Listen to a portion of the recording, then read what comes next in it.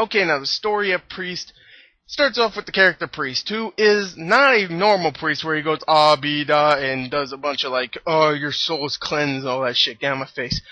He doesn't do that. He actually goes ah-be-da, slice you in the face, now get out of my face. Because he's a vampire killer and he's a badass. And yes, vampire killer, because this whole world is overrun with vampires, and he's pretty much he's not really useful anymore because all the vampires are gone because of him and a whole bunch of other priests. And of course one day, vampires come back for some reason, not gonna spoil it, and they come and kidnapped his cousin. He goes out to go and save her from these vampires with the help of a sheriff and another priestess, and that's really the story of Priest. He goes out, he tries to save this girl, and a bunch of martial arts stuff and jumping off rocks happens. So there you go. There you go, there's the story of Priest. I'm going to give the story of Priest a 7 out of 10. It's not bad, but it's not that great. So let's go on to the acting.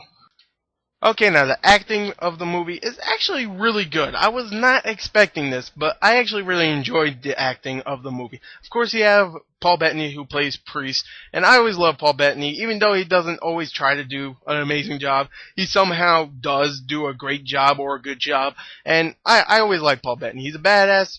He does a good job. Definitely when he beat that kid in The Secret Life of Bees. What's her name? Dakota Fanning. That was awesome. I love that. He just like slapped her or something, but still, it was awesome. Come on. Watch that movie. It's a shitty movie, but watch that part. Bam! Fuck you. I don't remember it completely, but I'm pretty sure he backhanded her or punched her. I can't remember, but it was awesome. Anyway, he's great in this. I liked him. He was great in it. I liked him.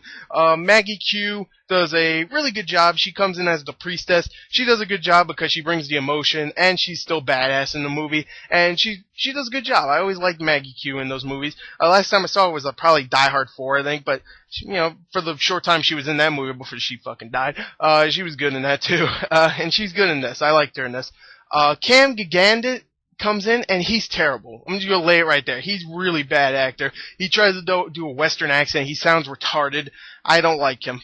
He's not good in it. Lily Collins plays the girl that gets kidnapped. She's okay. She's not in it that much. She's kind of hot, so points. I guess if Cam Giggled was a chick, I guess I would probably say the same thing, but he's not. Fuck him. I don't like that guy.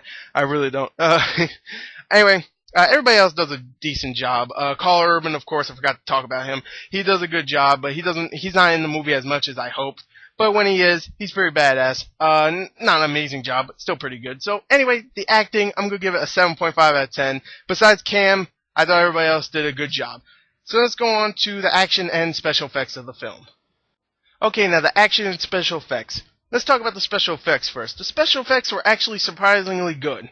Again, something surprising about this movie, because when I saw the trailer, I thought they looked either crap or it looks pretty cool. In the movie, of course, you have more scenes than you saw in the trailer. Not many more, but more. And you could definitely see how the special effects definitely look a little bit better than the trailer, at least when I saw it, because the vampires in the movie look much better than they did in that trailer. I don't know why. They look much better. Maybe they had just some more time to polish the special effects, but I don't know, to me they look much better, they look okay, they look much better, but they just still look okay, not fantastic or anything. They look okay. Some of the scenery shots, the city that they're in, look really good. Some of the destruction that goes around, that, not like destruction as in you see shit blowing up all the time, just the remnants of buildings and stuff, it looks cool. And just the dystopian world around it where it's just all flat, like Earth pretty much, like it was just glassed, looks pretty good. I like the special effects. Now the action, I also enjoyed the action of the film. I thought there were some set pieces here and there that were actually really cool. There's a train scene where it just pretty much rips off a Western again with a train robbery or something like that.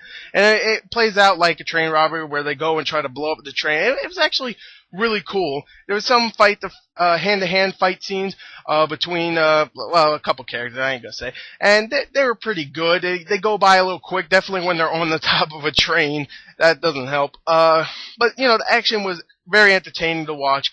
Not amazing, but it definitely didn't keep you, it kept you entertained. And I like the special effects and the action. I'm gonna give it a overall score of 7.5 out of 10. So let's go on to the entertainment of the film. Okay, now the entertainment of the film, I was thoroughly entertained with Priest. No surprise there. I'm one of those guys out there that is not like a hard ass about movies. I just go to movies to have fun. And if I had fun, then I'm gonna give it a good score. And I had fun with this movie, just like I had fun with all those other movies that have been getting really shitty reviews. I don't know why. Maybe it's just me. Maybe I'm retarded. I don't know. Maybe that's probably it. But I really had fun with this movie. I thought the action was cool. The acting, for the most part, was pretty decent. The story was interesting, not well told, but pretty interesting. How a priest could fight a vampire and all that stuff. It was fun. It wasn't that cheesy. I was expecting it to be really cheesy with the fight scenes, and parts were, but it was still entertaining to watch. I'm going to give it entertainment a 7.5 and an overall score of 29.5 out of a 40. I know, kind of confusing. If you round it off, it's a 30 out of 40. So let's just say it's a 30 out of 40 because it's rounded off.